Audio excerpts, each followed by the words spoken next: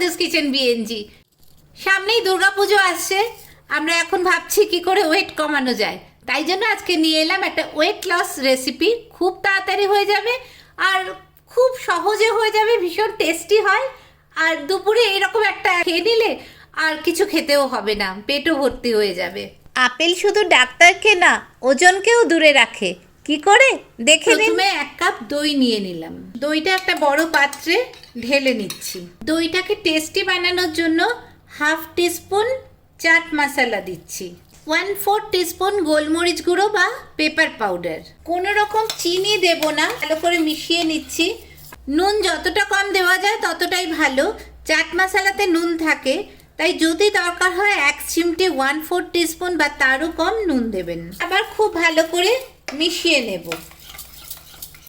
একটা আপেল লাগবে, আপেলটাকে খুব ভালো করে ধুয়ে নিয়েছি, ভিজিয়ে ধুয়ে নিয়েছি। আপেলটাকে ছোট ছোট পিস করে টুকরো করে নেব।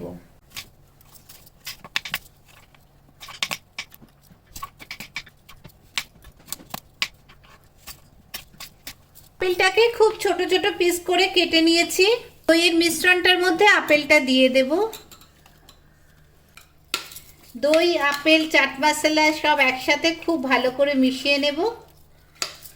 তৈরি হয়ে গেল একটা খুব সুন্দর চাট, বলতে পারেন ওয়েট লসের জন্য একটা খুব সুন্দর চাট। দুপুরে এরকম একটা চাট বানিয়ে খেয়ে নিতে পারেন।